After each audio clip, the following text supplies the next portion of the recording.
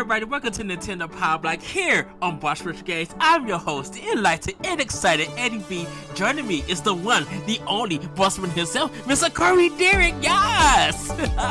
Dun, dun, dun. Sorry, I had to do that because of our guests. I'm very excited. very excited. Yes. Our special guest. He's a friend to us all, and it's no secret, everybody. Please welcome for Secret Friends Unite and Co-op Mode, the one, the only, Todd of War himself, Mr. Todd Aksha. Hello, good sir. Holy cow, you guys asked me back. What are you smoking? I could tell you, but I enjoy everything that I do in my life, so yeah. Depending where you live, it may be legal, but that's okay.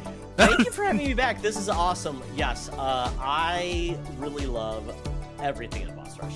We've had all of you guys on our podcast. It's awesome, and I am a Nintendo oddity, so I was really excited to come back on, and thank you so much.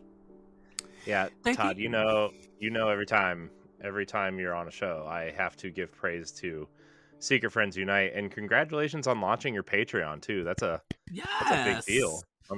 That's exciting because it's you never know if it's the right move, and then you just have to pull the trigger, right? We did that last year, and I would have thought Secret Friends would have launched one, like 3 or 4 years ago. I think you guys are that awesome and have such a supportive fan base, but I'm glad you guys finally pulled that trigger, and congratulations on the launch. I will definitely say Mark and Charlie were the ones that pushed me because I had that imposter complex, whatever you want to call it, that said, oh, we're not good enough. People won't pay.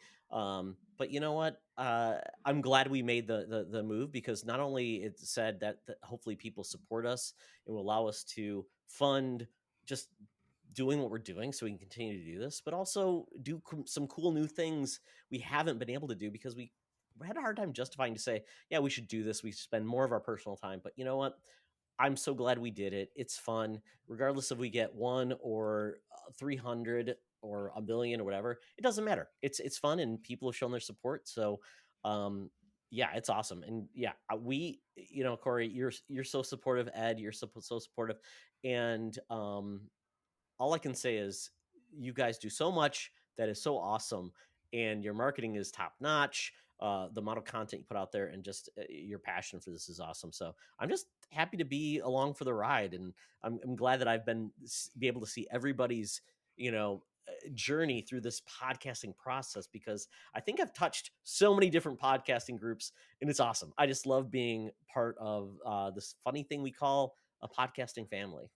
Yeah, it's funny because Todd, we kind of bring this up maybe once a year or whatever, whenever we finally get to sit down and do podcasts together. But we've this Boss Rush is the third group that Ed and I have been a part of, really, that has kind of looked up to Secret Friends as like a big brother sort of group, right? And I could talk about how great you guys are all day, but everybody should check out Secret Friends Unite, and then when you figure out that you like their podcast, you should support them on Patreon too.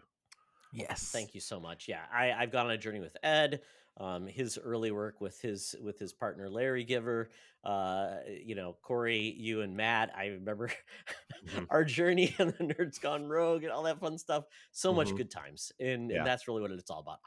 My number one thing, if this stopped today, I would be so thankful for the friendships I made along the way, and that's really what it's been about.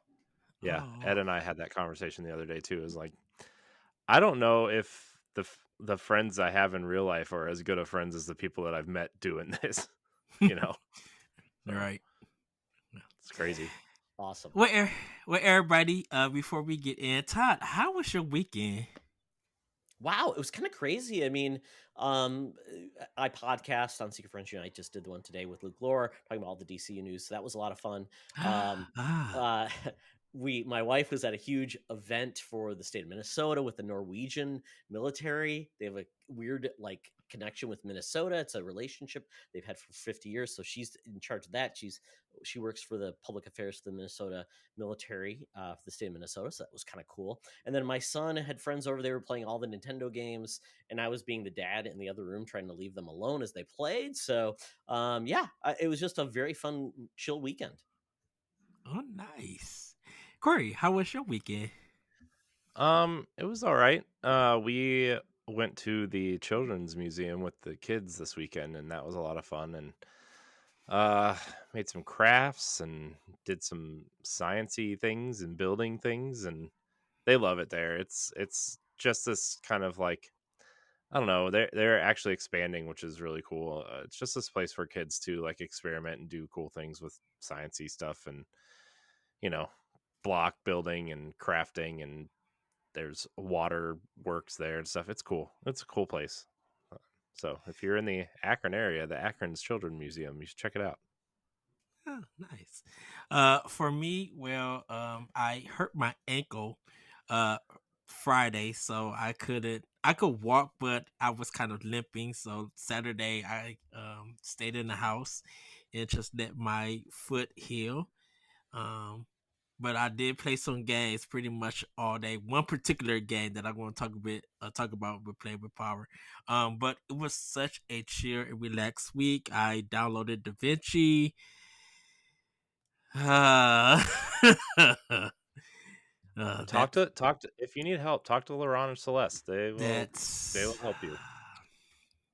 Yes. I use Final Cut Pro, so I don't know anything about DaVinci, but I can tell you to download it and talk to them. And pro tip: I have a nursing degree.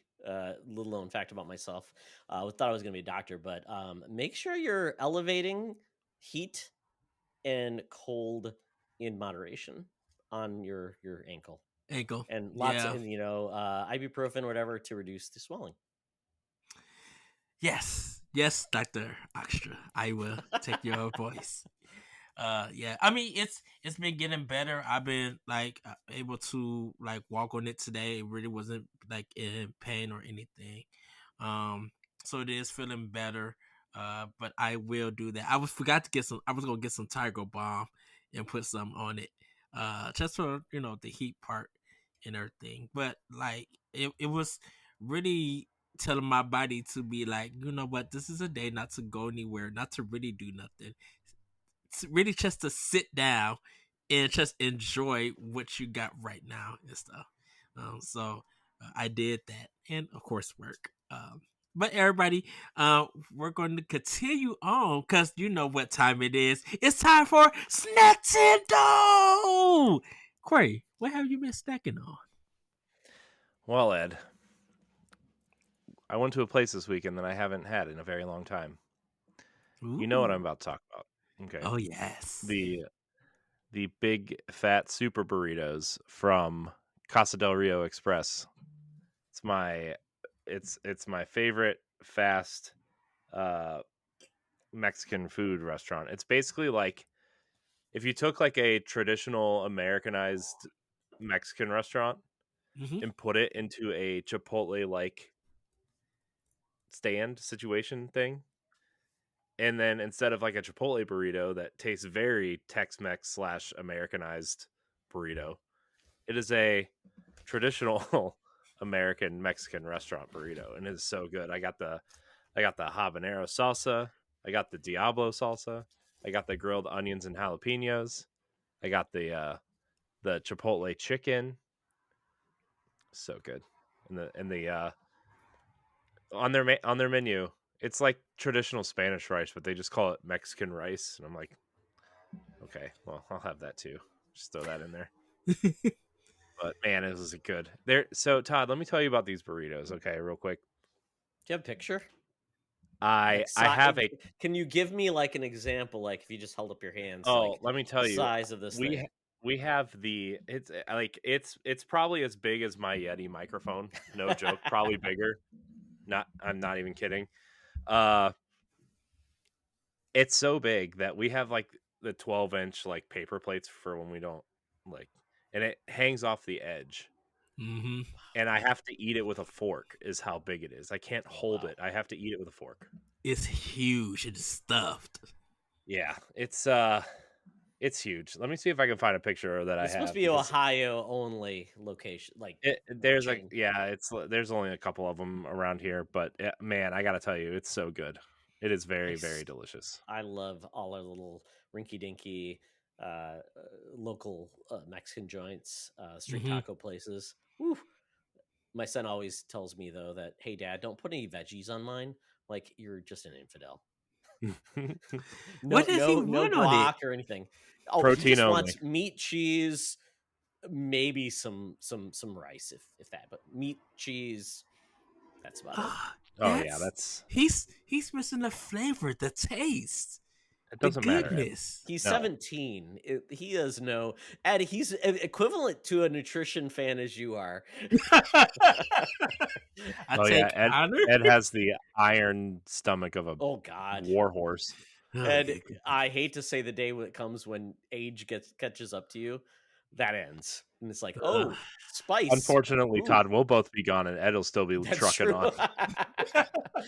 That's Ed's superpower. Yeah. Steel stomach. Dun dun dun. uh, well, Todd, what have you been snacking on? Oh my goodness. Do you guys do beverages or just snacks? We do it whatever Anything? you want, Todd. Okay. Whatever you have consumed and put in your mouth this weekend. Okay, Or this week. so give you two. So not trying to be a company shill. I work for a certain company that makes a lot of food.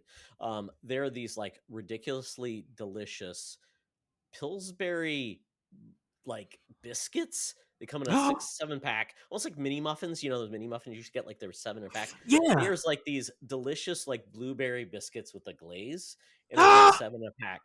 They make like a cinnamon sugar, a chocolate chip, and I got the blueberry ones. They are delicious to go with your coffee. You could probably nuke it too if you want to like heat hot and a little bit like moist. Probably do that. I don't know. I don't want to let anybody like blow up in their microwave. But to go I must along with find it, these. oh, they're delicious. They're like 7 packs in a box, and you get like 7 little individual little tiny little things. They're really good, like little mini muffins, but they're biscuits because like Pillsbury biscuits. So that's what I like. But to drink with that, I have one of those Nespresso super frou-frou coffee makers with the pods that's way too expensive, but it's like my one indulgence. And I have a way to like refill the pods because they're super expensive, and that's great. It's just like that. I don't want to make a whole pot of coffee, fill it up, and then I have like some creamer. Comes with a little frother. Ooh, talk about pick me up throughout the day. Oh, that sounds so relaxing. Nice. Well, for me, we just got our cookies and cream Pop Tarts. I know they've been out, but I haven't got them yet. I haven't tried them yet. But I did try because they just came out with the birthday Kit Kat bars. What? Mm-hmm. Oh, they're probably like what? Vanilla with yeah. Okay. Yeah, it's so Hershey, because Kit Kat is Hershey's brand. They have like the Kisses birthday kind of flavor, so it's that kind of texture and that taste. But now it's just on a Wafers Kit Kat bar. It's okay. I mean, if you taste a birthday cake stuff from Hershey and you like it, it's just on the Kit Kat. I still think their mint chocolate one is still the best Kit Kat out of them all. I'm still looking for that strawberry banana though. I want to try that, and I cannot find it in everything. But go ahead. I was gonna say the strawberry chocolate Kit Kat looked really interesting. It's like it is amazing. Speaking of weird flavored candy bars, did you know there's like cookie dough Twix out now? Yes. How does that work? I don't know. I'm not. Look, is okay. it a cookie? Is it a cookie already? Yeah, they just wrap the cookie in cookie dough, I guess. I don't know. So it has a cookie dough taste and flavor, but still the cookies and cream Twix beats it. I will say this though. The cookie dough Milky Ways are better than the Twix version. Really? Yeah, they just released it. Isn't it like sacrilege? Isn't like Milky Way only like nougat and caramel? Not this one. Jeez. But no, because the thing about it is they also got the sea salt and caramel for Milky Way Ooh. also. Ooh. Now I would eat. I love a sea salt caramel. Ooh. There's sea salt Twix now too, by the way. Yeah. Sweet. Wow. Yeah, Yeah. So but big fan. yeah, but the Twix cookie and cream, I'm hoping that they bring it back because it is everything. It's so good. Had Panda Express yesterday. I haven't had it in months, everybody, so don't jump all down on my back. But I wanted some Asian food cuisine question mark. And Mm. Panda Express was the only place that's open that delivered. And had some Domino's and Chili's. I had a chili secret burger from Chili's, and it was really good. And some their baked cheddar potato soup, which is really good also. Um, Nice. but yeah, that's pretty much what I've been eating. I only thing Potbelly, because Potbellies don't deliver, and I wish they did. But in my area, uh, but yeah, that's pretty much what I've eaten. Mm. Nothing like new yet, Mm. just yet. Todd, I I'm going. DM'd you that burrito. Oh, I typed it in the chat, but I didn't want to interrupt Ed.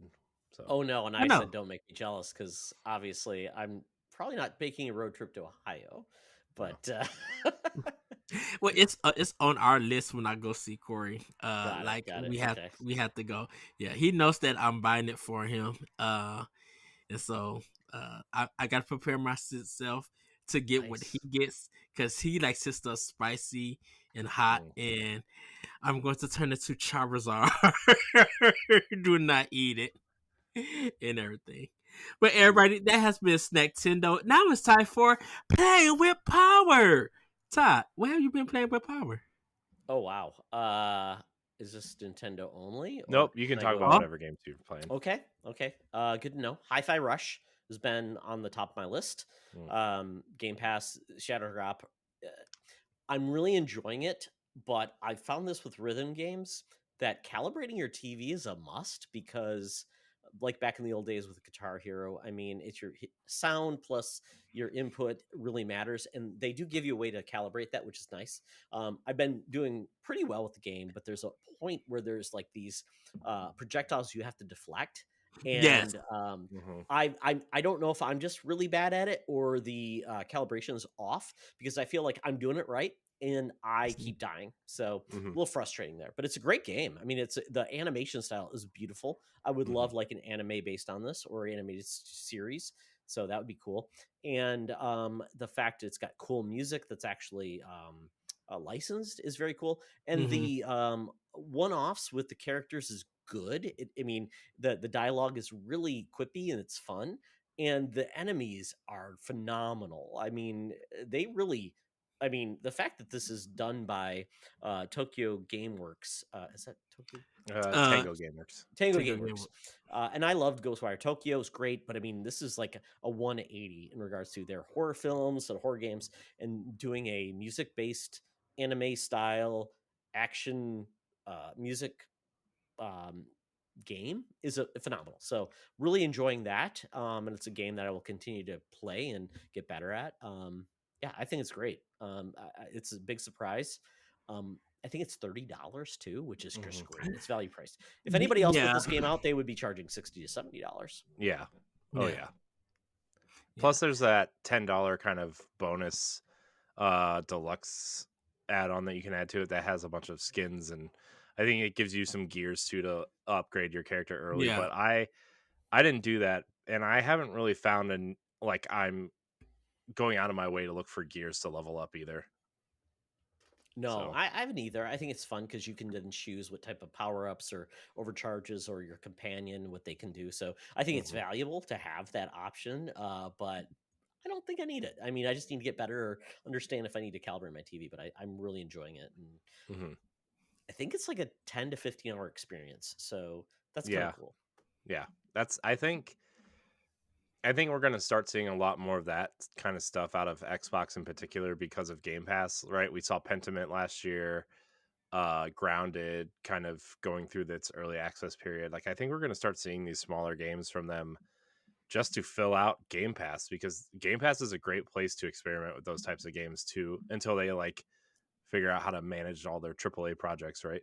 But you know, uh, I know this is a Nintendo podcast, but obviously Xbox in particular got hit by a bunch of layoffs through the Microsoft thing, with 343 and the Coalition getting hit specifically, in Bethesda a little bit, and some of their projects have really shifted and just aren't being, really managed properly, I think, in a lot of ways. And not that every studio is being mismanaged, but when your top 2 or 3 studios are being kind of retooled and mismanaged, like, it kind of makes the whole ship look bad. And so I'm glad that like Tokyo or Tango Gameworks put out 2 great games in 2 years, right? And that's amazing to see. And uh, Obsidian putting out 3 games in 5 years. Yeah. And so yeah, I like all these smaller projects and Would cool take stuff game that with to Microsoft's actually doing. be 4, even with their 2. Oh, because they Well, weren't bought yet. in 2 years, What? I said Yeah. 2 Oh, I games in thought 2 you. years. Oh, okay. So, Yeah, Ghostwire Tokyo and then Hi-Fi Rush coming out. Hey, bro. Yeah, Yeah. I think you're right, Corey. It's like it ultimately screams to say what's good enough for Game Pass as a release from a first party perspective. What is it?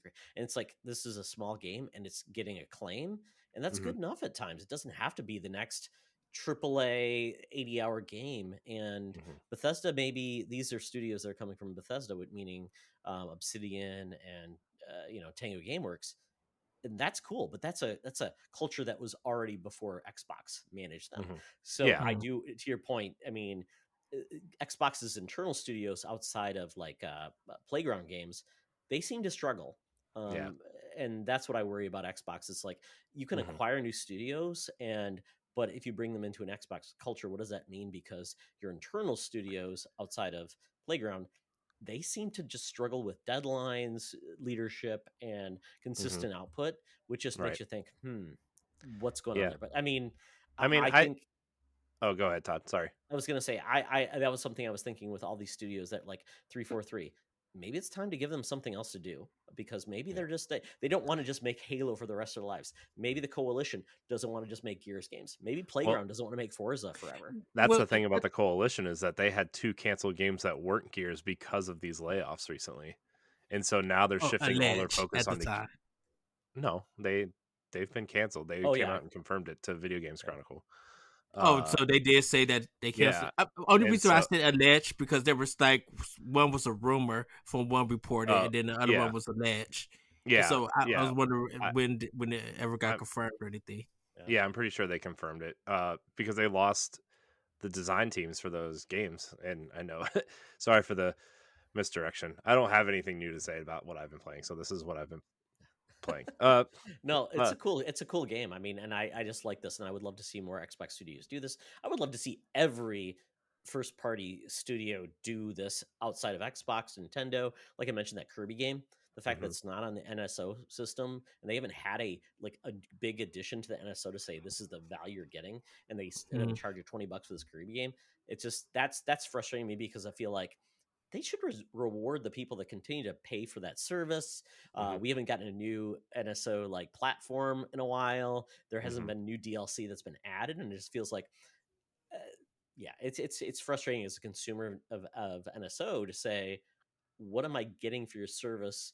Because you're not putting out new games, you're not giving us DLC, you're not giving us Yeah. anything, and then you look at everybody else; they're giving you so much content every month, and it's like Yeah. it's the same old story. I don't want to be It's the Debbie Downer Yeah. on it. no. Yeah. It's me and Corey had this talk because it was just like I feel like Nintendo has given us so much throughout the years, and I feel like ever since Series X and PlayStation has came out, we have got a little from them.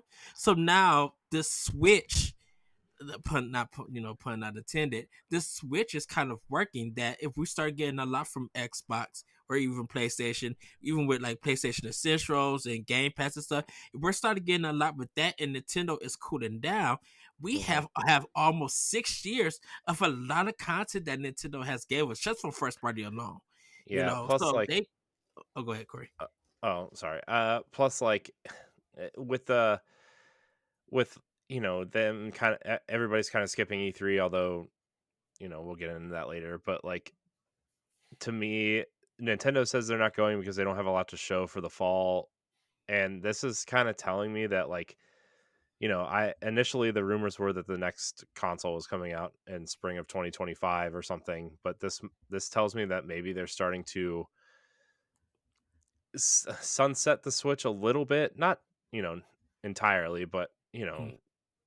maybe start thinking about, hey, maybe we should start pushing some of these bigger games, like the next Mario game or the Zelda ports we've wanted for a while, or even a Metroid Prime 4 deluxe version or something to the next console, right? And we have a whole series coming. I think the first one actually hit Patreon today, and Next Gen Nintendo, where we kind of talk about all this for Yeah. expansion pass.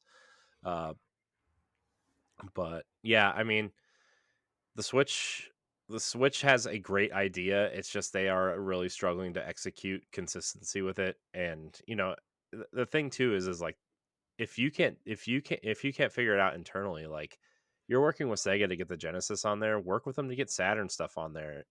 I mean, I know Saturn emulation isn't the greatest, but like, work with Sega, work even Dreamcast or Master System, work with Turbo Graphics, work with Atari. I mean, they got it that Atari 50 and Digital Eclipse got a Jaguar emulator working somehow. Like, work with them to get some of those games. It's just, there's so many options they could do, and I know Nintendo's all about working on a budget and saving money and not spending $200 million on a AAA game, but like, I don't know. And, I think NSO is such a great idea, and they just haven't executed the way that I think most fans hoped they would have. and we So got to be. Oh, just one quick thing, Ty, and we got to remember, everybody, when we're speaking about Nintendo, we're speaking about Nintendo Japan, the headquarters, because this is where a Well, lot of yeah, the stuff because comes out. Everybody thinks, like, when we say Nintendo, some people might think, oh, all of this stuff is coming out from Nintendo America, and they really don't make those decisions. It's all Japan. So just to give everybody a heads up about yeah, that. Go ahead, Todd. I'm Nintendo sorry. America is a localization and legal organization. mhm, Essentially, they yeah, don't make decisions. As you've seen, Doug Bowser has been MIA. Doesn't have any connection to the gamers, although he shows up at the Game Awards and accepts awards. yeah, Doug Mhm. Bowser has not been and this is where I'm thinking about Nintendo. I'm like, because Corey, you talk about like investment.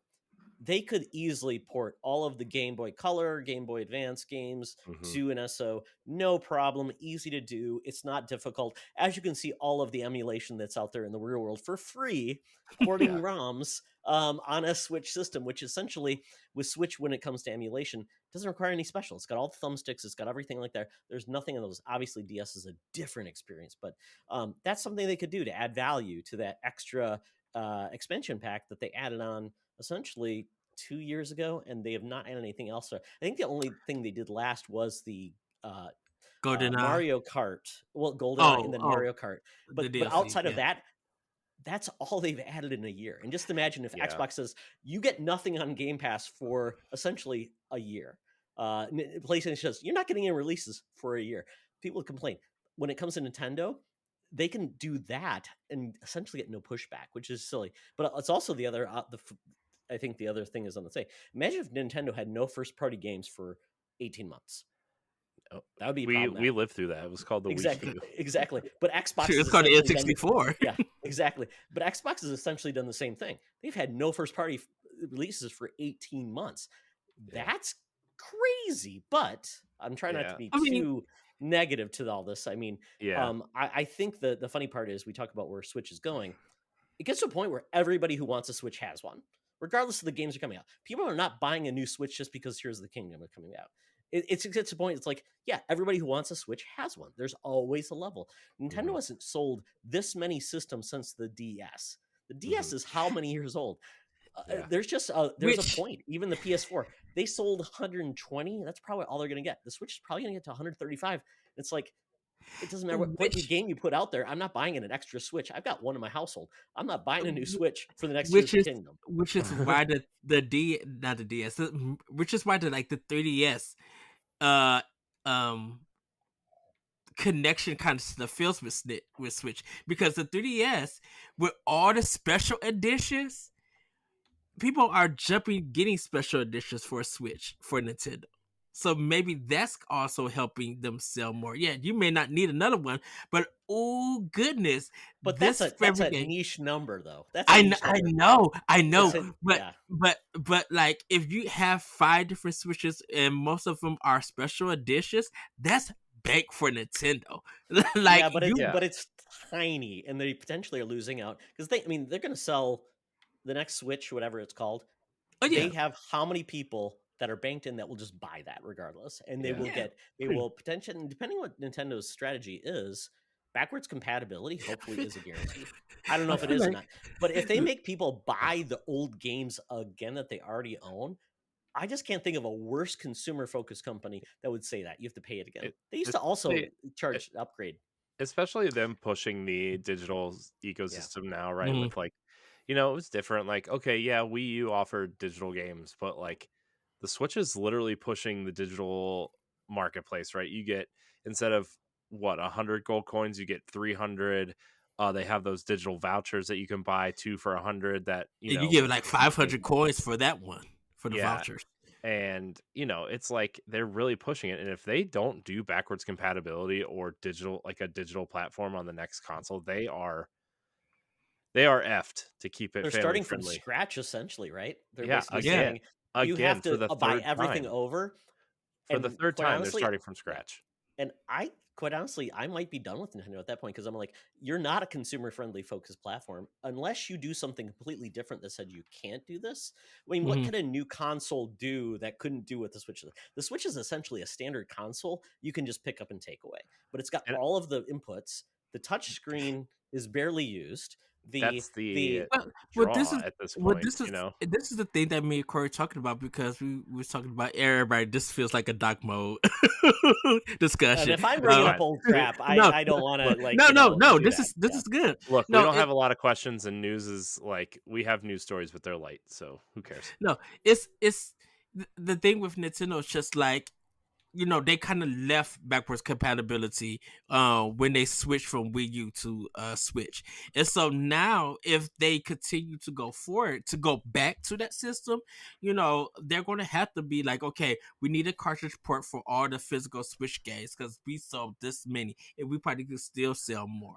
Well, Because like if I want to play Breath of the Wild and it looks better and I could buy a physical one, some, of course, Nintendo be like, well, we got a $60 version, and some people be like, well, let me get this before they start producing it. my idea is that I don't think that the Switch. I don't think the form factor is going to change. I do think the dock is going to be I think the dock is going to be some sort of console also that will beef up whatever's inside the Switch, and the Switch will be like the console you take with you. It'll essentially be the equivalent of like an Xbox Series X versus an Xbox One S version of a game, right? Where like you take it with you, it's 30 frames a second, it's 720p, but you plug it into this dock, it's at most 4K, maybe 1440p, maybe 50 to 60 frames a second. That's my idea. Because of this leadership at Nintendo right now seems way more conservative than Iwata and Reggie were, right? I mean, they are about making money. They are about getting consoles that people want to buy. It just seems Furukawa is way more conservative at the top than Iwata ever was, and which is good and bad. But I think they've hit that gold mine on the Switch and what it can do and what it is as a platform, that I think they want to iterate on it in a smarter way. And a lot of rumors from uh, you know uh, Moore's Law is Dead and some of these other tech outlets that uh, kind of review these things are saying that Nintendo is looking to kind of keep the concept of the Switch and adding power. And that's all they're concerned about, is adding power to keep third party relationships happy, to kind of keep consumers happy and keep up with the 4K TVs that are more prevalent than they were, Hmm. even 2 or 3 years ago. So that's kind of the word on the street, as they say. Yeah, because I 4K is was becoming a standard in a sense now. Yeah, and I wonder about that. That was making me think about past Nintendo leadership, and I'm old, so I've been around since the very early days of GBA, Game Boy and NES. And back in the day, they weren't really focused on like the gimmick or the thing. They were just like a solid system to do Mm. this. They Well, the didn't get gimmick into was like getting it to work. Exactly. Or not needing any upgrades or things like that. They didn't get into like the weird stuff until like Virtual Boy. And then they went on to, Mhm, the SNES to the N64. Maybe they made innovation in the way you control the game, but it wasn't like the weird thing that was just an offshoot. And then, mhm, you got like 3DS with the 3D and stuff like that. So it's always funny people say, oh, they always do something weird. They don't always. It's just not. That's been the recent thing because they wanted to stand out from the PlayStations and the Xbox, which were a standard game mhm. on the screen with a controller. Totally get that. Yeah, a, Um, a uh, lot of the negativity too came from like their anti-piracy stuff, where like yeah, they didn't move to CDs because of how easy it was to rip a CD. So they say with the cartridges on N64 and ultimately hurt them right with the Hmm. PlayStation. and relationships. Yeah. Essentially, they push people out of their Hmm. and Nintendo's been kind of dicey because they've always pushed people away versus been welcoming to other developers. Like it's our system, but you can come play as long as you play the way we want you to. Hmm. And they've burned relationships. That's why PlayStation exists, because Sony is or Nintendo essentially burned them and said, "Ah, we're not actually going to do a Nintendo PlayStation. We're not I going to call do it it." I call that the Yamauchi era, Oh, yeah. Yeah, because That. yeah. Mhm, he made a lot of these. I mean, he was headstrong and he was set in his ways, but like looking at it, if you like read all the stuff that he did and everything and learn about his era, you love what was on the Super Nintendo and N64 and on the NES and all that stuff. But I'm just like, he was head of leadership and he just seemed like the person no one really wanted to work with. yeah. And everything. But then you get to the Iwata era, and it was just like Iwata had to really build it from the bottom up. And like even when you read this book and stuff, it was just like Iwata was a fresh presence for Mhm, Nintendo. And I think he drew us in definitely with the director and him coming on, because at that time we didn't see any of the CEOs or head honchos of a video game company do a presentation like that, coming out and speaking and everything. Like, and he was a that was character. it. He Yeah, became a he was. character as well Yeah. as the leadership, right? And I think Yeah. I think a lot of companies ended up going that way for a while, right? You had Sony with Sean Layden for a while. Hmm. Obviously, Phil Spencer is kind of the character figurehead of Xbox right now, and Reggie obviously became the meme of video games, right? So, I mean, to Iwata was kind of spawned the personality driven business side of things, right? And then obviously Nintendo spawned the directs, which I mean everything's in digital presentation now, so we saw how that went. And it's Nintendo does a lot of great things, but they also do a lot of questionable things, and I think that's why fans are so frustrated. It's because like Nintendo gets it in so many different ways, and then they don't get it in the simplest ways, right? And we're like, oh my gosh, if they would just like look at what Xbox is doing with Xbox Live, or if they would just, I don't know, use a disc instead of a cartridge, or if they would just figure out how to get their online store to look like a store instead of just someone's Instagram feed. Like, just let do like It, it, it it seems that's like the simple things. and I think that's the thing about it, because we actually, me and Corey had this discussion that Americans always try to make Nintendo as a Japanese company appeal more to American than their own country, because Nintendo Japan is always going to cater to them first before they cater to anything worldwide. So I think we have what Microsoft built. And I give it up to Microsoft because they set a foundation how gaming in America could and should be in some ways, in some aspects, and Nintendo is not getting that in everything. And which it's kind is of right. which Oh, go ahead. which is so weird because I was gonna say because Sony is a Japanese company, Mm-hmm. and they've fully embraced like a worldwide mindset, and they don't just make games for a specific audience. They're big in the UK. They're big, so there are a lot of the games played that way. Nintendo though is still focusing on Japanese like audiences. If you think of like Splatoon, that's not a North American experience. If you think of Fire Emblem, that's not a North American experience. Rarely do they do that. And I do at one point think of like, how is Nintendo going to transition without an Iwata, without any execs that are thinking in that mindset, except for Miyamoto, to transition to say, what do we do next? How do we transition people successfully? Nintendo has never had year over year success when it comes to a console transition.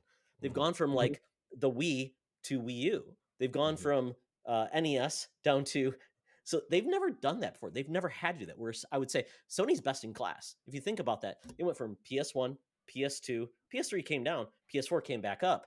I don't count Vita and the handhelds thing because that's just a weird oddity. And if you look where Well, PlayStation 5 is, even if there's stumbles, they're barely behind the PS4. mhm. And, And and I I think just yeah.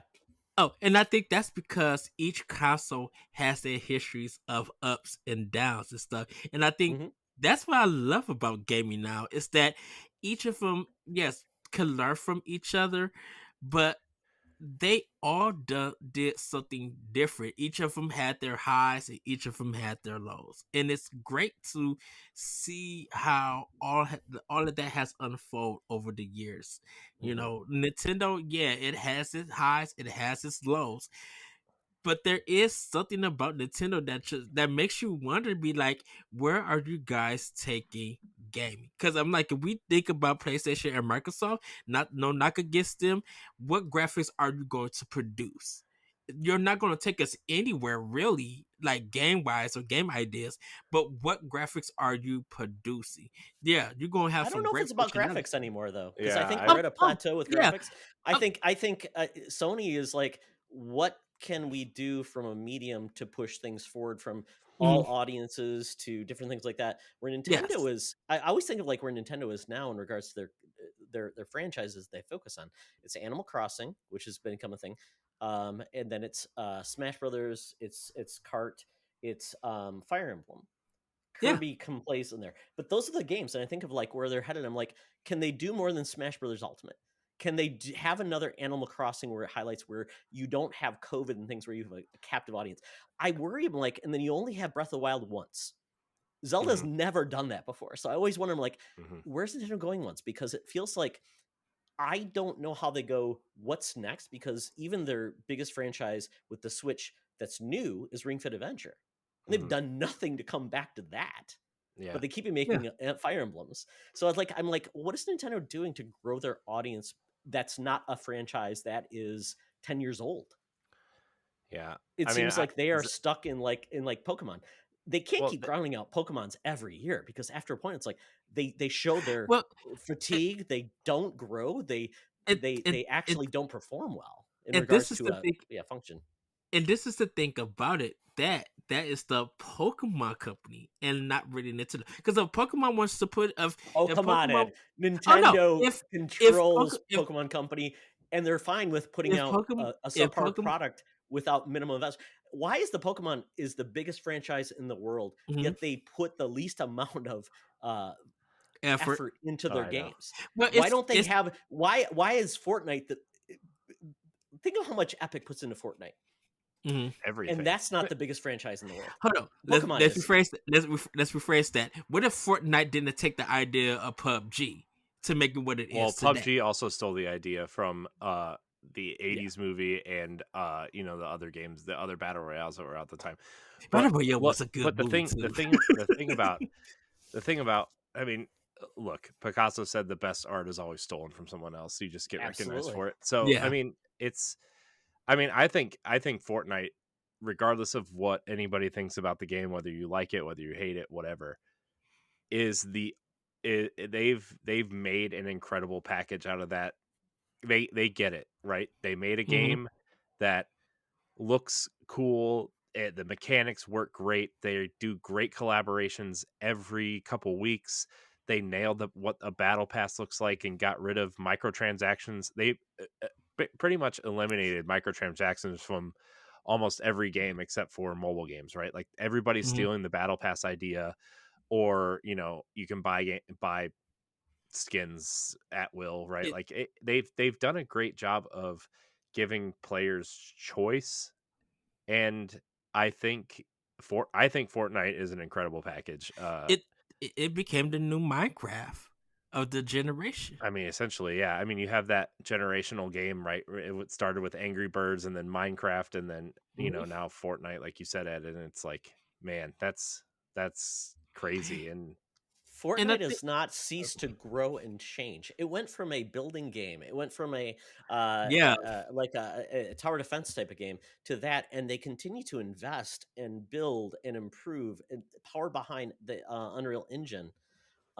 It's amazing what they can do, and I'm just wondering, like, what if Nintendo said, "Hey, Pokemon Company, we're gonna fund you appropriately to the level of your success." And if you look at the level of like company employees for Pokemon Company, it's pitiful. yeah, It just makes me, it's depressing that this is the biggest thing in the world. They could do so much better, but Nintendo's not a company that likes to do more than they have to to generate the profit they want. They could yeah. and be And but you look uh, at something like Breath of the Wild, right? And they actually did something more than they like really needed. They could have just put out another yeah. Twilight Princess or mm, Skyward Sword, right? But they added, a little bit of voice acting, but they put some production work behind some cutscenes.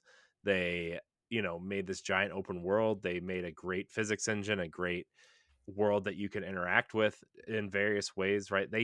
I mean, just that small change of making it open world and going wherever you want to go and adding all that physics and environmental stuff to it changed the way we think about Zelda now, right? Yeah. And I what on the ranking Nintendo we just did for Switch, which is coming out in a couple weeks. I talked about how Breath of the Wild, like how we thought about how we were excited about Breath of the Wild was the same way Star Wars fans were excited about Force Awakens, right? You mm. We didn't know anything about it, and we didn't. You only get that surprise once, like Todd said earlier, right? And Tears of the Kingdom is essentially going to be. I mean, it's a direct sequel to Breath of the Wild. I'm expecting an expansion on the Breath of the Wild formula, right? But we don't know what's coming, but we know what kind of game it's going to be, right? Now, granted, they're going to probably have some sort of crafting and like the sky world and underground, and maybe the return of dungeons has been a rumor that's been heavily cropping up, which is what I want, like the return of proper dungeons and that kind of stuff. But like we essentially know what we're getting with Breath of the Wild 2. uh and I wish they would take that step with their bigger franchises, like Pokemon, like Todd said, or even like Mario, right? We got the Bowser's Fury add-on for 3D World, So, which and I was think, interesting. But and that's why I think when it comes to games like that, I think that's why they keep changing the graphic style sometimes and the gameplay to see what's going, not saying what's going to land, but to make you feel like each game that you're playing is different. Um, we didn't expect, I mean, yes, they had for Zelda, they had some idea of open world because of Ocarina of Time kind of being that, or taking that design and making it bigger and stuff. So that's how we mhm. got Breath of the Wild in a sense. Um, you know, we Yeah, but I would argue the shock for Ocarina of Time was a 3D Zelda game in general, Mhm. right? I mean, you can still kind of point the blueprint back to Link to the Past and say this is Yeah, just Link to the Past in 3D, right? But like, I mean, not that those games are bad; they're great. But I'm just saying, like, I think the shock with Breath of the Wild is different because it's a it was different more type of freedom. game and more freedom, as opposed to, oh, they lifted the formula and gave us a 3D game, which we've never had 3D games before, and this is amazing, right? Yeah. It was like going from a Dark Souls 3 to an Elden Ring in a lot of ways, because it was like, here's the architecture, but it's like you can actually do crazy things. It's open world.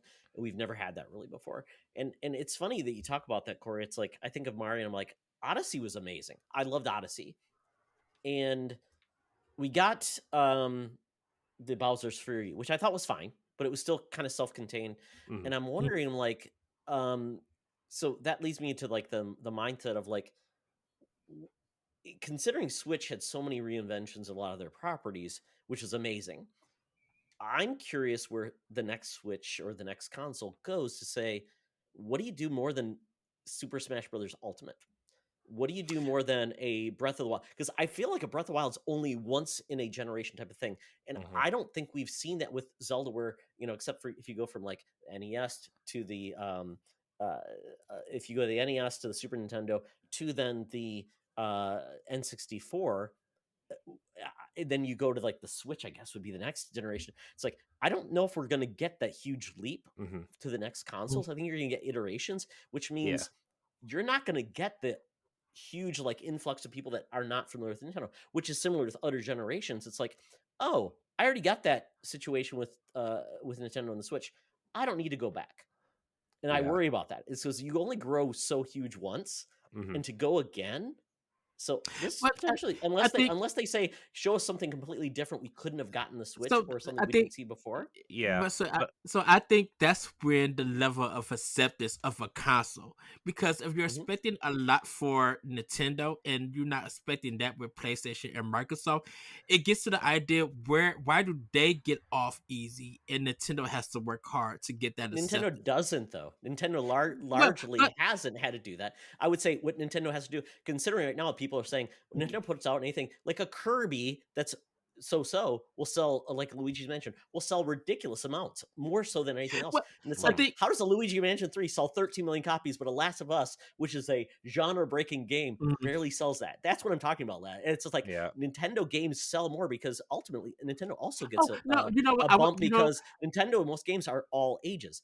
So PlayStation and Xbox games are immature. So I wasn't thinking about games. I was just thinking about the console and what is provided, what is changing.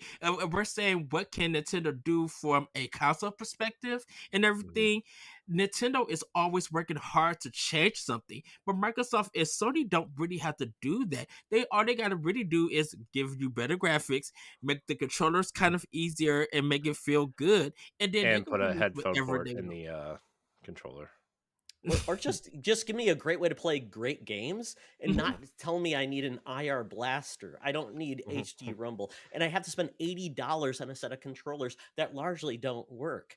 Nintendo didn't need all the gimmicks. The gimmicks they had that weren't additive. It was really, I could take my games on the go thing. That was addition. And the fact that these Switch games, you could play those on almost every Switch game, including maybe a few like 1-2 Switch. You could play those on a PlayStation 5. You could play those on Xbox. There's no differential to play a Xbox. That's what I'm saying. So when Nintendo no longer needs to have a gimmick to make their games great, that's awesome. Yeah, that means that that'll be the gimmick. Console shidn't have to matter. That'll be the gimmick. Is Nintendo doesn't have a gimmick. It's just you could the gimmick. So hold on, Ed. Before you unleash whatever thought you're about to explode on us, right? I think my thought is here. I think whatever the next console is needs to be a Switch with a box. Like the dock needs some processing power in it.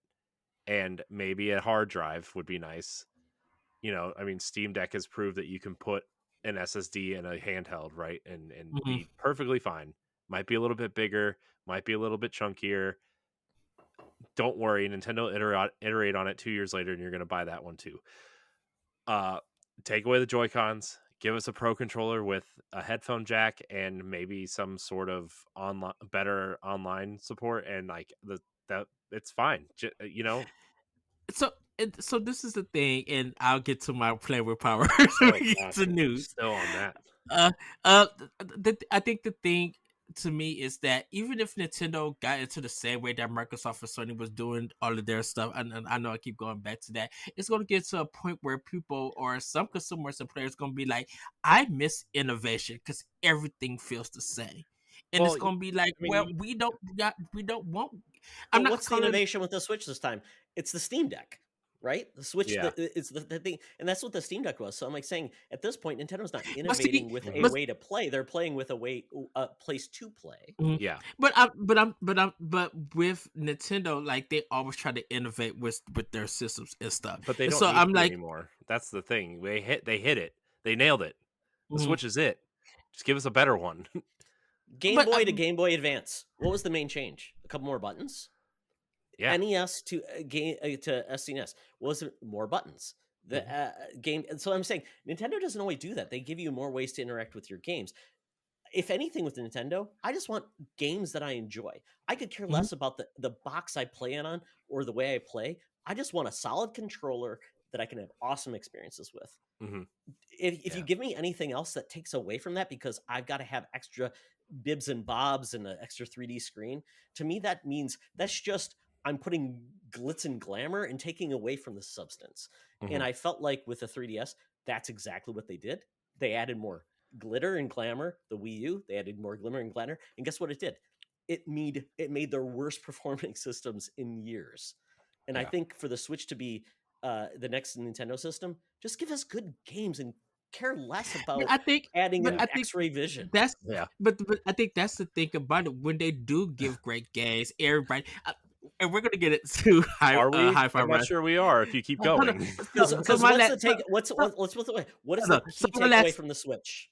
What is My the key last thing. takeaway from the Switch? If I said if the Switch was the best system in the world, it's because I could make a Switch Lite and have a console Oh, experience no, on the go. I think the thing about it is that even when Nintendo give great games, it's going to be up to the consumer if they want to go out and play those great games. Because Oh, sure. the thing about it is, like you said, you want a great game, no matter what the box. Xenoblade Chronicles 3 should have been in everybody's house, but there are people who didn't No, go and Ed, get because their. I do Hold on, not like hold on, hold on, hold JRPGs. on. But that's what I'm saying. When Nintendo present those great games and stuff, it's up to the consumer to make that decision on what they want to collect. If Nintendo is putting out the product for people to go and get, and they're great games, you see great reviews, you see people talking about them, it's still up to that If consumer if they Xenoblade want to get. Chronicles was on other systems, I don't think it would get the claim if it wasn't just a Nintendo exclusive, to be Oh, honest. it's Octopath Traveler. When it came to Xbox, it got no talk at all. Persona 5 Royale should have got a lot of talk, and guess what? That thing got more talk on Switch than it did than Yeah. Xbox. And this is what we've been wanting. Y'all wanted people wanted these big games on these other consoles outside Nintendo, and they came, and no one said nothing. And I don't know if it's by the people that I follow. I don't know. But Nintendo has Because put out Nintendo great. fans are very if there's a game on there, they're going to play it. It doesn't mean they would buy another system for that same game if it wasn't Nintendo. And that's the Right, biggest problem. because You I could can tell say, you right now. yeah. Because I can tell you right now, Nintendo can't do Hi-Fi Rush. Because I finished Hi-Fi Rush. And I Oh, think they should be able to because it seems like a game that would be perfect for this oh system. yeah. I don't feel like it's like that system demanding of a game, and it should work on Nintendo. But I don't hear any Nintendo fans saying, I want that game on Switch." And that's Oh the no. problem. It's like if you only like a game because it's on a Look, certain console, we're that's the trying, ultimate fanboyism, which means that you don't really care about gaming as a whole. You care about your we're trying to system, look. which We're trying to get. AK, I'm trying to get Elite Beat Ages because I love that sure. game. Well, and that's a perfect game that could be put on Switch because it's got a touchscreen. Yeah, but Hi-Fi Rush is really good. I'm so glad that I played on Xbox. I brought the digital when I just finished it. That last boss is a trip. I really love the last stage and the music that goes with it.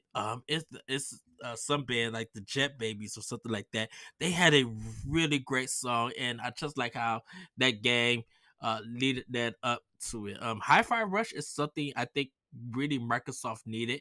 I'm not saying because I did say that it feels like an Insomniac game, but yet it's from a different company at Microsoft, and I'm just like, this really sets it apart. And when Microsoft do games that set them apart from everybody else, I truly love that. And Hi-Fi Rush, I really think it's gonna, even if it doesn't win Game of the Year or whatever, it deserves every nomination. And I think at this moment in time on Series X, it's one of the best Xbox games on Series X. Mhm. Like, I don't know. I mean, yeah, some people give it to Psychonauts 2 when they came out. Some people give it to Forza Horizon 5 and everything. But, like, really for 2023, they literally knocked it out the park for a first party developer from Microsoft along with High Five Rush. Um, and if people want to listen to the interview from the creator, the recent A4 Play, they interviewed them about that game. Really worth the listen Mhm. for that. And Yeah, everything. and pro tip, when you're playing it, and you hit the option button on your Xbox, it Yeah. brings in like which is like, why didn't you tell me that? That's really cool. And Luke Lore just interviewed them as well. Yeah. The I creator of so it. Yeah, I so jealous because when he said that, I'm like, I cannot wait to hear this. that was I'm proud of fast. Luke. Pretty cool. Yeah, Yeah. he's been on a lot of like podcast tours talking about the game. John Johnson or something like that. They called him JoJo on on A4 Play because he had just did the Min Max show and everything. So Yeah. everybody that has been playing with Power slash Dogma. Man, I derailed this, didn't I? Oh By the no, Usually way, no. it's Ed that derails it with the Ray. Right. by the way, Dead Space remake is fantastic, but I don't want to play that game because I already played it again. So Uh, it's fantastic. It's really good. That's all I want to tell you. Forspoken is not very good. I played that as well. So I'm very excited for other games though. So I will say I got to get the PlayStation 5 because I am looking forward to Forspoken. Dead Space is on the back burner. I haven't picked it up yet. And Hogwarts Legacy is the one I am going to be picking up, but that stuff is going to be coming later and everything. The second game that I've been playing this season is A Letter to the Future for Talk the Walk. Beautiful game. I think it should run better on PlayStation 5. It's kind of a little bit chuggy on PS4 at some parts. But it's a beautiful game. I'm very interested on what this mystery is going on in this game. But great voice acting, great art. It has this kind of cell shade, but the mouse don't move. So I'm like, it really is an indie game, but it's really, really beautiful and stuff. River City Zero I started, and then but I'm going to be jumping back to Fire Emblem Engage. I've been seeing a lot of scenes in it, and a lot of people have just been getting excited for that game, so I'll be jumping back into that. But that's what I've been playing with Power and everything. Todd, really thank you for that dark mode discussion. I really enjoyed that and Wow, everything. I am gonna be the most hated person in the world No, for a no. while. Well, I love hearing that. I love hearing, like I said, I love that outside perspective because it really gets me thinking about Nintendo. I might sound like I'm defending them at times, I do, but I really think that when we see their next console, hopefully whatever it is, I hope they do the things that you want from them. I really do. Apparently, I'm a moron because I bought the Switch, then traded that in for a Switch OLED, and then I got the Joy-Con, the I forget what's like the extras that go on the oh side yeah, that are the like, Hori ones, the big ones, like the well, actually, these are like actually wireless. They're like the Hori ones, but they're wireless. They do Mm. extra rumble, and they can use them wirelessly, which are awesome. It makes it much better to play with the Switch. So, that's the only innovation I want in the Switch 2 or whatever we're going to call it. I want Procons. I want real controllers, like a Pro controller, split in half and put on the side of the Switch. That's all I want. I can see that. Yeah, I can see that. Why not? Why not? Nobody's putting a Switch in the back of their pocket, guys. Come on. When we talk about portable, it goes in a backpack, and regardless of size, it's awesome. We all want a huge screen. mine goes in a case in a backpack, so that's all. Right, Exactly. my So, and you know what? Nothing is more uncomfortable than a Joy-Con like this because, what controllers make you go up and down with your thumbs to control this? Everything sideways because that's how ergonomics work, folks. So it's just the way it is. So yeah. Joy-Cons are my last resort. I got 4 Pro controllers. They're the trust most me. They're the most expensive first party controllers. They're $80. The Hori That one, just tells you right there. the Hori split pad compact ones that I've been looking at these for a while. They're they're $42 on Amazon, and Yeah. they have all of the features you want, and they also have a mappable third shoulder button Absolutely. on the back Yep. that you can I want them so bad, but like, I've been just spending money on other things that I can't justify getting another set of Joy-Con, not Joy-Cons. If you want to be a Patreon producer, head on over to Patreon, patreon.com/BossRushMedia, and find out which tier is right for you. Our Patreon producers at the $5 tier or higher for this month are Adriel Munger, Austin Campbell, Celeste Roberts, Christian S., Sana Dierig, Francisco Santillan, and Rebecca Jewell. Thank you for your continued support. And everybody, now it's time for Family News! Cory, take it away! All right, so there's not really a lot of news. There's a couple non-news stories that we originally had in here, but we're eliminating that. Spoilers, Square's releasing new games and probably a new IP in the future. Yeah. But we're actually going to talk movie news first. So the Mario movie got a new trailer and a new poster. Cat Mario has been confirmed for the Mario movie. If you guys haven't seen that, it's pretty funny actually.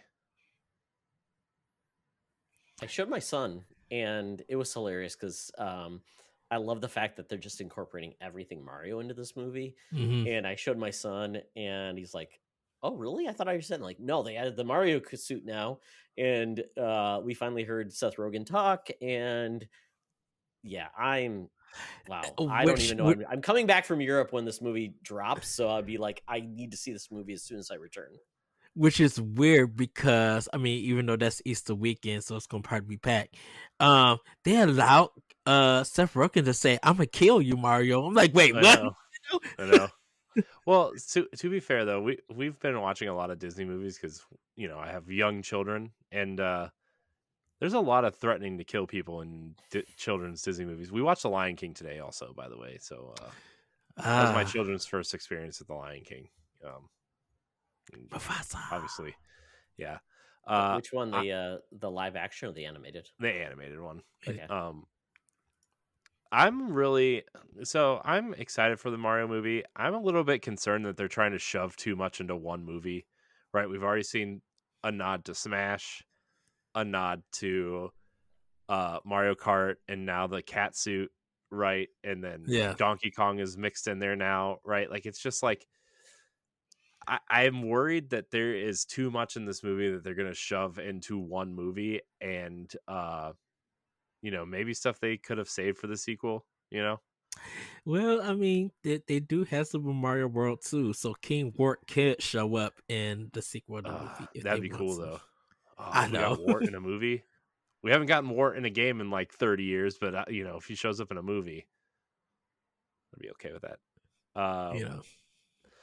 Also, Detective Pikachu 2 is still in development. The movie, not the game. The game is also still in development, but Legendary Pictures came out yesterday and stated, yes, we're still working on Detective Pikachu 2. The reason why it hasn't happened yet is because Ryan Reynolds is too busy being Deadpool and Free Guy and, you know, everything else that he's been doing in the last, I don't know, few years that made him successful.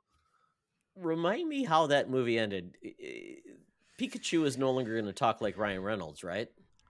Well, theoretically, that's the idea, unless, you know. So, spoilers for Detective Pikachu. It's been out for 5 years. You should have seen it. Okay. The main character, the main protagonist of the movie, I forget what his name is, but he goes on a mission to search for his dad and finds a talking Pikachu that only he can hear talk, you know, and Ryan Reynolds voices Pikachu.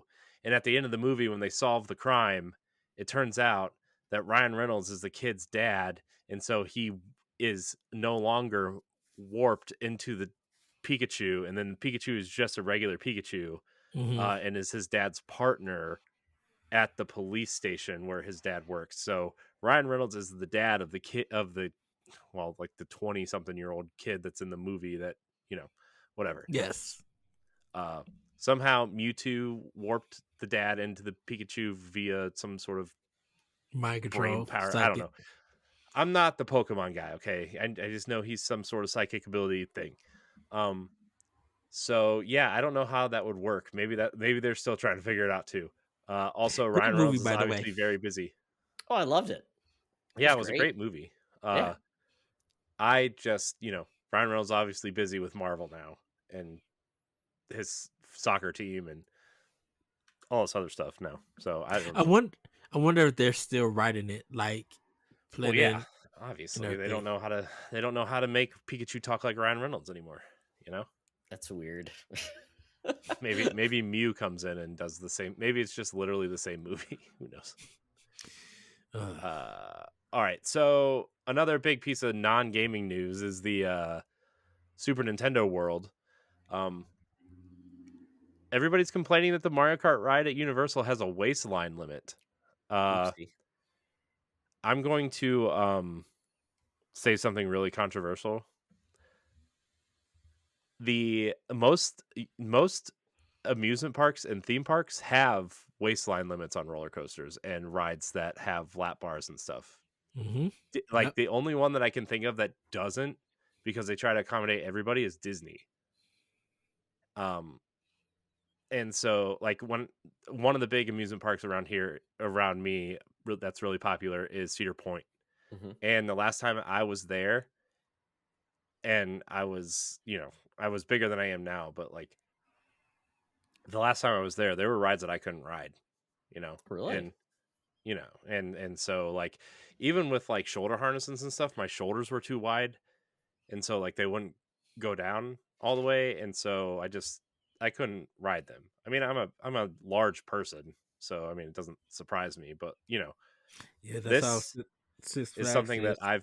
this is something I've been experiencing for close to 20 years at places that aren't called Disney World. And so, you know, this is just another reason for me not to be excited about Super Nintendo Well, World, and I this is guess. and the real reason is because of your safety. If that thing cannot click because the system reads like if it's clipping the screen, that's all to go. Yes, Um, the slow that it moving doesn't Mario break. Kart ride. So That yeah, it it's Yeah, doesn't. this scary. is not fast. This is not a fast ride from what I've seen, and the 40-inch waist limit is what they're pointing to. And you're right, Ed. It's a safety issue.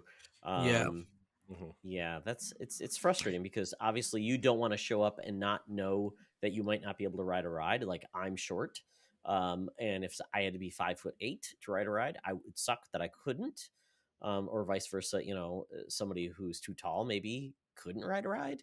These Mhm. things you want to know, but we can't exactly say, well, that's not fair. Everybody should be able to ride it. If there's a parameter they have to design around it, Hmm. that's reality. That's not as something that you can say I can get by because I am who I am. It's frustrating, and I get Hmm. it. If you can't change your height or etc., Yeah. that's frustrating.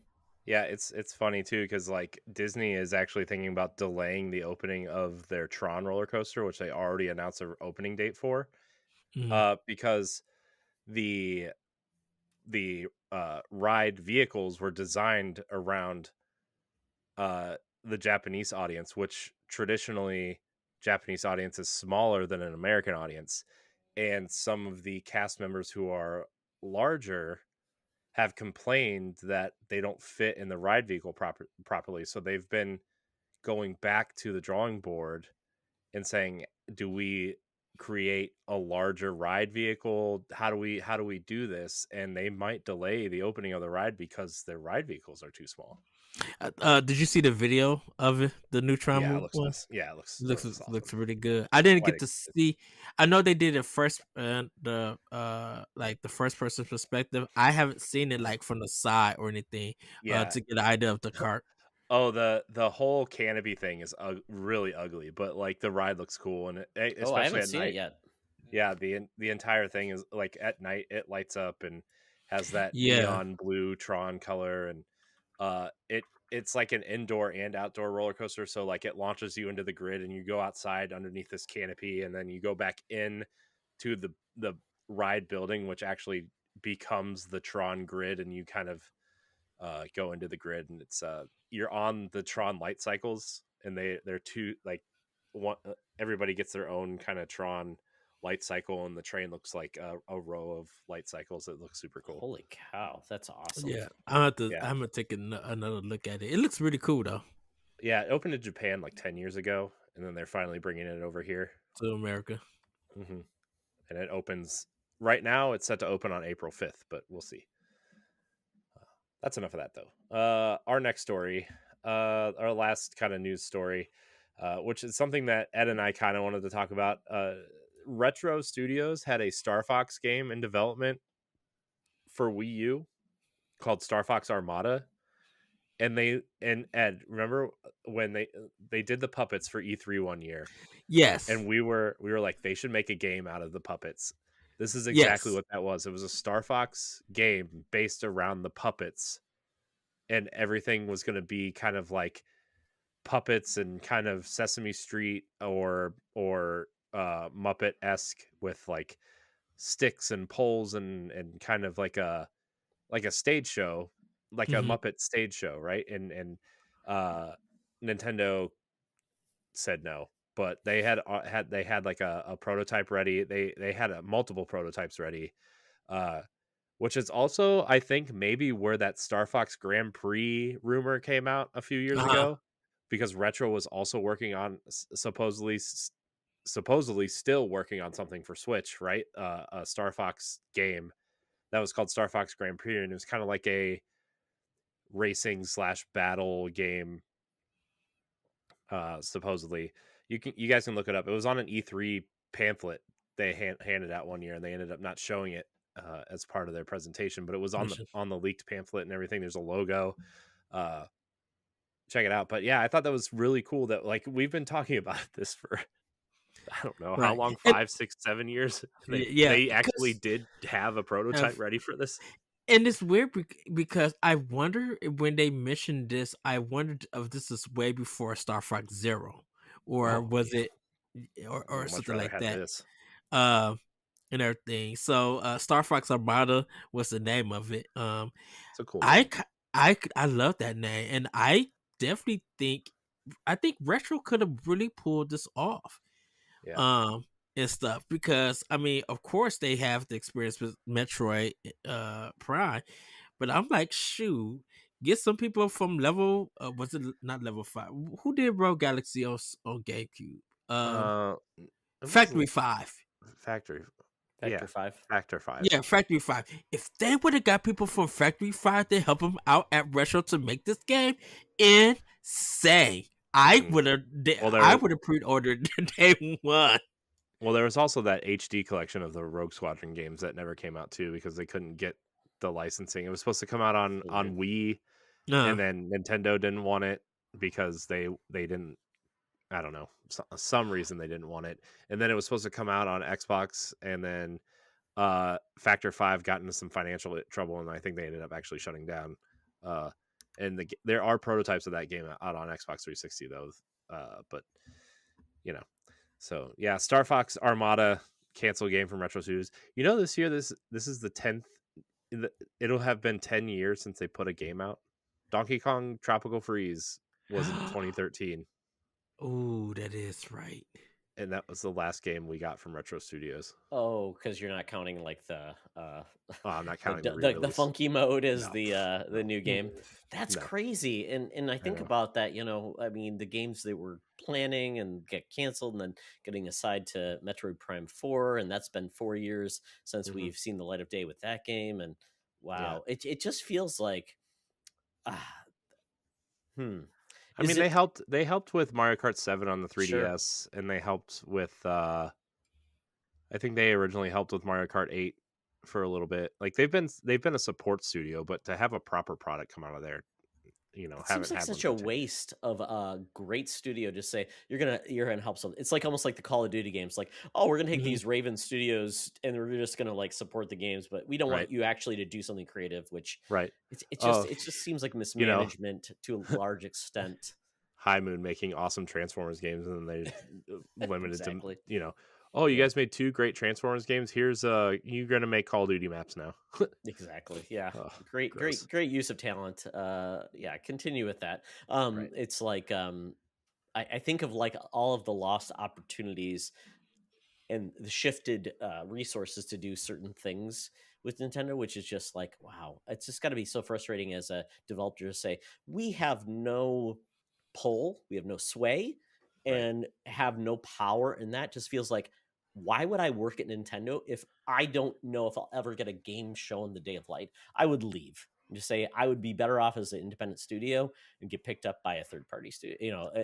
I another mean, console. in all reality, part of the people who Metroid Prime left Retro Yeah. went to Microsoft. That's why we got Halo 4. Yeah. Armature Studios, all Yeah. of those companies. Yeah. Recore. Yeah, what happened to Recore? What happened to that studio? They're still doing stuff. They're still doing stuff. I don't know what Yeah. they did last, but they're still doing stuff. But we're gonna move away from news now. Again, there's not a lot. There is some other minor news stories out there. You can go find them if you want. But Mhm. we have a Game Fact Advance, and we have a bunch of questions to get to. So we're gonna move into Game Fact Advance, guys. Yes. You guys bought a 3DS. Yep. Did you ever wish it had a second thumbstick to play the hot new titles like Metal Gear Solid 3 Snake Eater and Resident Evil? Well, the Nintendo had the accessory for you. At least if you didn't mind making your 3DS into the size of a small laptop. That's right, we're talking about the Circle Pad Pro, more lovingly called the 3DS Boat by fans. This massive accessory released on February 7th, 2012 in North America. Added a second Circle Pad to the 3DS, adding camera controls to a select few third-party games. The device had a 3DS dock inside, hooking it into the charging slot to allow the accessory to work. It didn't last long. In future iterations of the new 3DS models, the new, not new 3DS, but like the branded new 3DS, not that Nintendo's great at naming things, had the small nub stick added that acted as the circle pad in future iterations. So that's your Game Fact Advance of the week, the 3DS Boat. I remember we didn't sell it at Toys R Us when I was working there. But I remember people getting it. I think it worked with Monster Hunter Generation or Monster Hunter Yeah, 4. it worked with I all think, the Capcom games and all the Konami stuff. yeah, okay. I bought it for Resident Evil Revelations, and that thing, man, you think the Wii U is uncomfortable to hold. that thing. Was a Did it work with the Kid Icarus game? No. no. What? No. Of all the things, I know it didn't should have worked with. It didn't work with any Nintendo first party games that I remember. It was literally designed for Capcom in the sense. Yeah. Well, it was designed because Resident Evil Revelations specifically. Oh, jeez. Because they wanted a console experience on the 3DS, and yeah, man, I don't know what to say. it that's was your Game Pack Advance of the week. Apparently, you can buy it on eBay for $115. Is that right? Oh my gosh, that's so gross. That thing was $30 when it came out.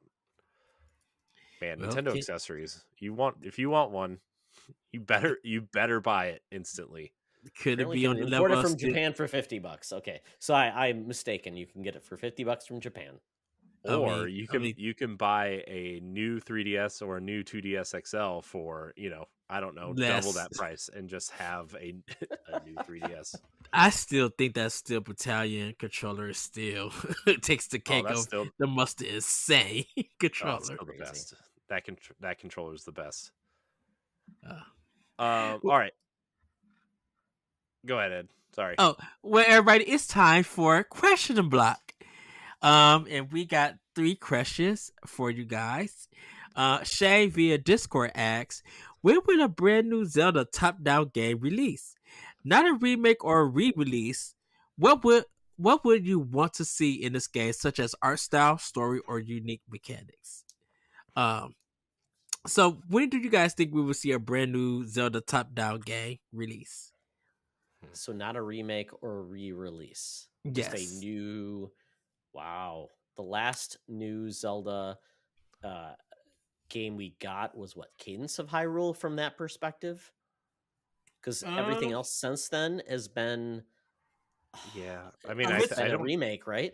I think the last new one besides Cadence of Four Hyrule Swords. was a Link Between Worlds, right? Yeah, Link Between Worlds, because Link's Awakening was a remake. Yeah, Yeah. so that's I. Ooh, that was in the 3DS. How many years Yeah. ago? I Yeah. I think Grezzo would do something like that. I have a feeling that's something I'm going to say next year. I feel A like that's new, like a brand new Zelda we've never seen before. Well, like a brand new Zelda from Wow. Grezzo that's top down. I think because we haven't got anything from Grezzo Has since Grezzo Link's made Awakening. a like they haven't? I mean, have they made a unique Zelda that was not tied to anything else though? mm-mm, no. Because Capcom has did all the other ones. Well, In a sense, um, besides Who Link does Between Nintendo Worlds. trust with a Zelda game that's not by not by an internal Nintendo studio, except for the well, Capcom Oracle and Aegis? the cadence has been new game, spin-off, remake, remaster, Hmm. right? And then, they've kind of filled it in with the Warriors games and stuff. But like Yeah. I don't think we're gonna get another. I would say 2 years before we get another new Zelda game, if it's top down, at least. Uh, but I would, man, I really love Link's Awakening's art style, but I would like to see them try something new. As much as I love the Wind Waker art style and the Breath of the Wild art style and the Hmm. Link's Awakening was so great because it was new at the time, right? It was so new and unique. Like I would love to see some sort of um actually, you know what I would love to see? Um shoot. Let me look it up real quick. As an So art like style. yeah, so the game I'm thinking of is Mistwalker's iPhone game Fantasian on Apple Mm. Arcade. It is a top-down RPG, but the whole game it uses thousands of photos of real dioramas that the team had built, and they constructed a game world out of these dioramas that they built, and it's an Mhm. RPG, and it's really incredible. I actually played it a couple weeks ago because we were talking about Mistwalker on another show, and I was so obsessed with Last Story and Lost Odyssey when those games came out, and Mistwalker I think is just an underrated studio. I really wish Fantasian would come to Switch because I think it would be a huge hit for them. uh, but I would like to see them do that, have some sort of like overworld diorama that you're kind of walking through, and then maybe the dungeons are kind of carefully crafted in their whatever engine they're using, but really create an overworld that looks realistic and awesome, and have these great character models that fit into this world. Mhm. And maybe there's secrets, or uh you know maybe you can kind of do the perspective thing that Death's Door or Tunic does, where like maybe you turn the camera just a tad and you can see behind something and there's a secret there. That's kind of what I would like to see from the I next Zelda game. I kind of wonder would they go to claymation, and I know they did the Kirby stuff, and I know and not really much Epic Yarn because that's more now Yoshi's style in when it comes to games. But I wonder would Grezzo go? Would they try a claymation style and how it would look like, or if they did rotoscope with Zelda? Like, Mm. what other styles can they do with this game? And I think Gressel is talented enough to do it. Um, Base it off it, the 80s and 90s cartoon. Mm. oh my goodness, no. Good, Greg, good, goody moogly. Turning the CDI games into a top-down 2D Zelda would be a nightmare. Oh, what I if would they pay six remade the dollars. CDI games though? What if they retold the story of the CDI Ooh. games in a brand new kind of Zelda, like a reimagining, if you Hmm. will? Who owns I those mean, though? Panasonic, I think. yeah. I I mean, don't Nintendo think. they holds can't. I on to think. that re-release. Yeah, I think Nintendo doesn't want anybody to know that No, those exist. no. How about this? Oh, How go about ahead, Todd. this? We get the NES, SNES style Zelda Maker.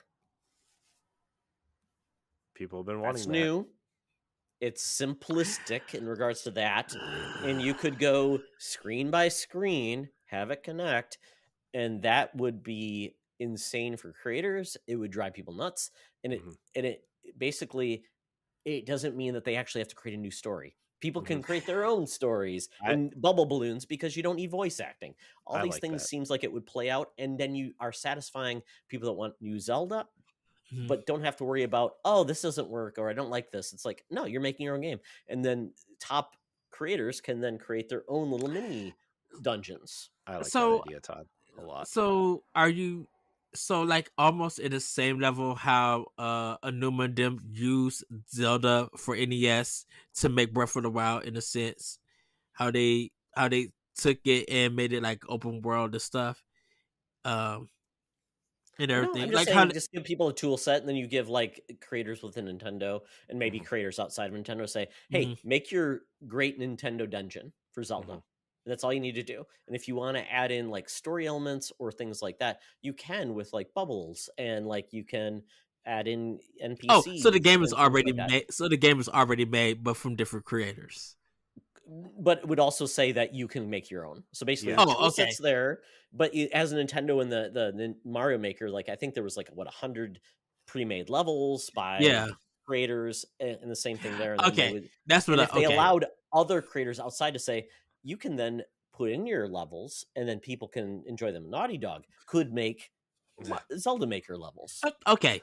I get you now. Okay. Just wanted to make So it creates make the sure. new game, Yeah. but it's essentially based on a level set with NES, SNES type graphics that would mean it's within a scope that creators and even like yourself, Ed, and Corey could go in and make their own levels if they wanted to, with the I can classic see that. sounds and fun, and it scratches that nostalgia itch. Plus, also maybe adding some new features and playing around with all of the weird, like putting NES things within an SNES would be a lot of fun. I can see that happening. Yeah. Just don't make it please everybody, just don't make Zelda 2 as a Zelda 1 top down game. I don't That'd be want to play weird. that. That'd be weird. Although I would love that. I would love to them remake a Zelda 2. Oh Do yes, 100%. Oh. Jesse Douglas via Twitter asks, "Do you think we see a new Switch Pro or their next console at E3?" No. No. No. I mean, I think all those Switch Pro rumors have kind of been confirmed to be dead at this point. We know that they were working on something, but obviously with chip shortages and the pandemic and anything else that kind of went wrong, they kind of decided that it wouldn't be worth the cost to, especially, I mean, look, the Switch is still selling. Like, why would you make it an iteration at this point, right? So, especially this late, we're in year 6. It's already been the longest Nintendo cycle we've ever had. So, yeah, no, the next Nintendo console you're going to see is the next Nintendo console. Hopefully, is backwards compatible and operates similar to the Nintendo Switch. Yeah. I think we potentially could see just a redo of the Switch where you get December or January. Hey, the new Switch is coming, or the new Nintendo system is coming, and then it launches in March, just like that. But it's with a Mario game. It's backwards compatible. Like we got Breath of the Wild was also on the Wii U with Switch, and then it's just gonna run much better. Yeah, I think that's why we haven't got Mario Odyssey 2 yet, is because that's going to be the launch game. The next. Do you guys think March is a good time for Nintendo to release their next system? Yes. Yep. Allows them that time to get the early adopters in, so they can build in some inventory. So when the fall comes around, they've satisfied their most hungriest fans, and then in the fall they get the stragglers, the families. I think that would make a good discussion expansion pass. Like next gen Nintendo. That's what we'll talk about. Yes. Like Thanks, what Todd. what month feels right for a console release from different companies, but definitely for Nintendo. I guess March works. Okay. And our final question comes from Christian S via Twitter. He asks, "Tell us a developer or studio you like to see handle someone else's IP. For example, Nintendo developing Halo." I want Guerrilla to develop Zelda. I want a Horizon Forbidden West Zelda so bad, in that art style, in that graphical fidelity.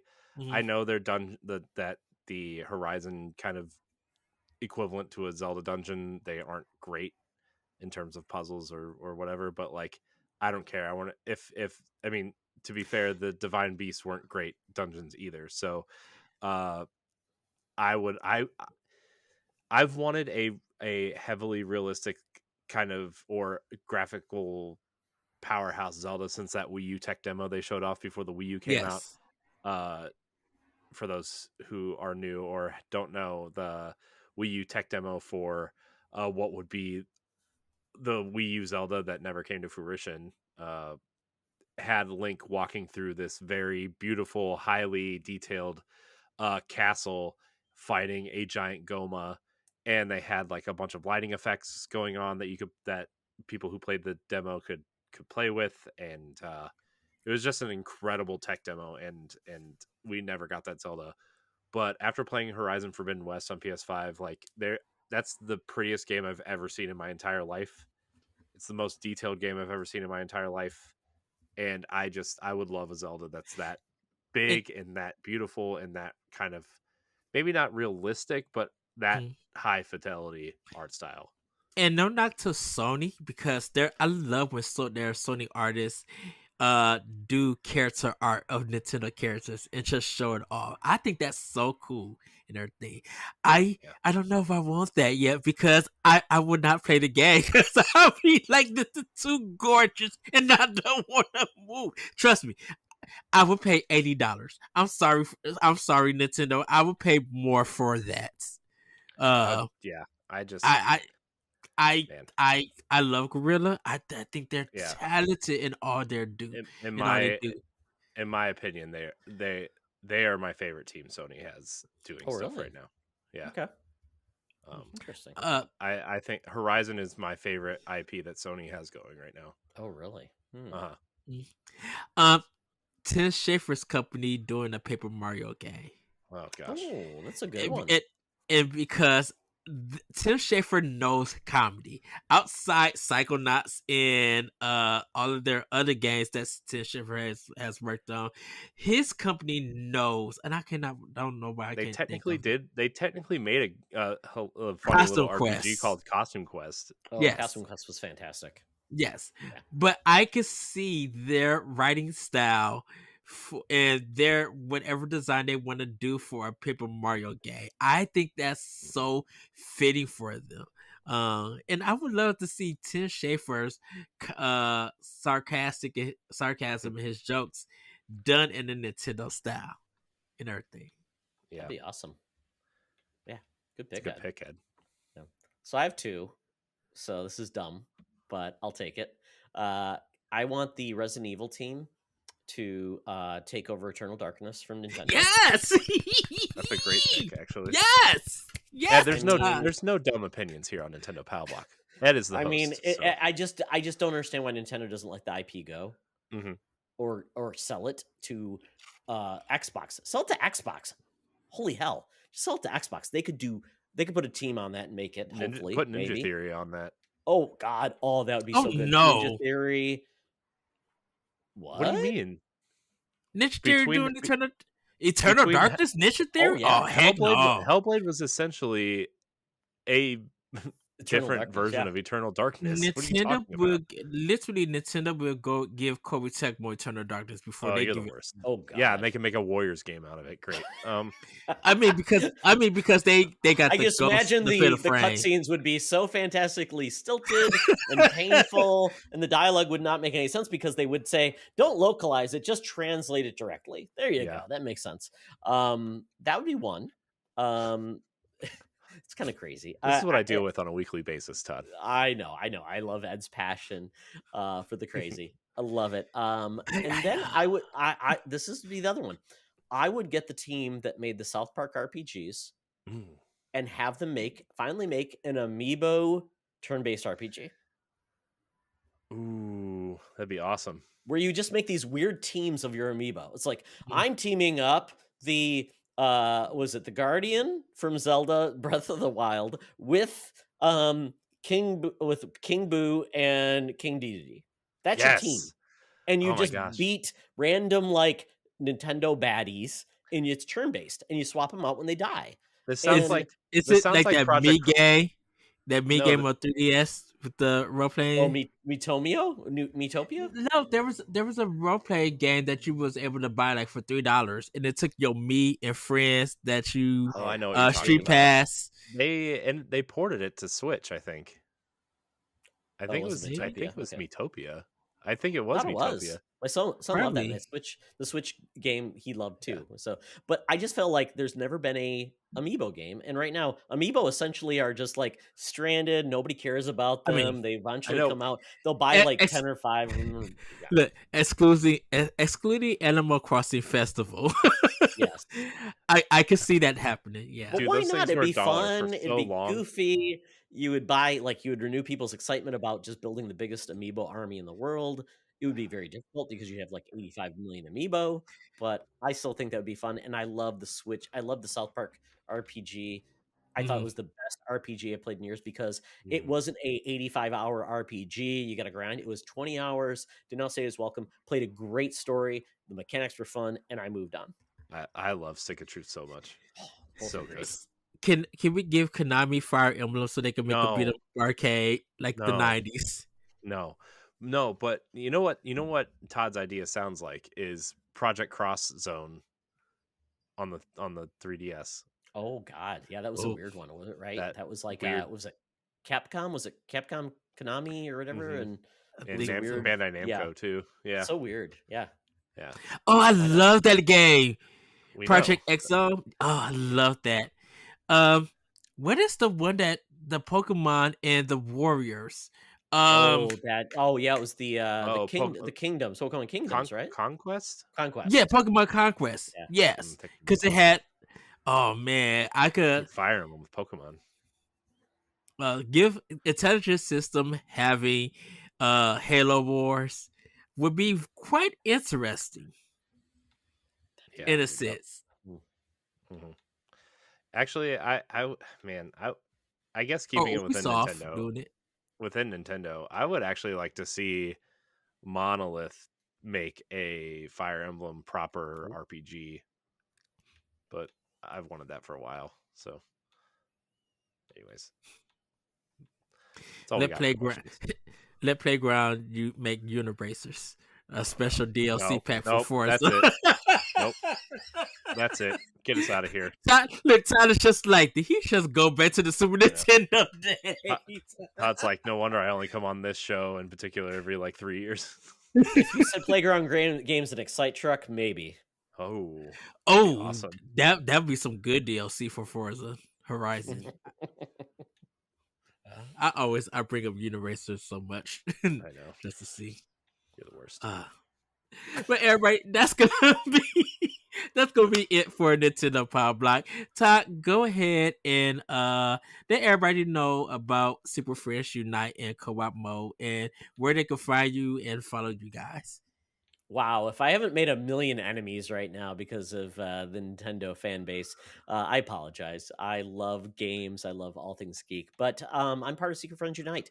Myself, Charlie Carden, and Mark Carabin, along with some other contributors, we make a bunch of geeky podcasts, Star Wars, Star Trek, video games, and all things geek.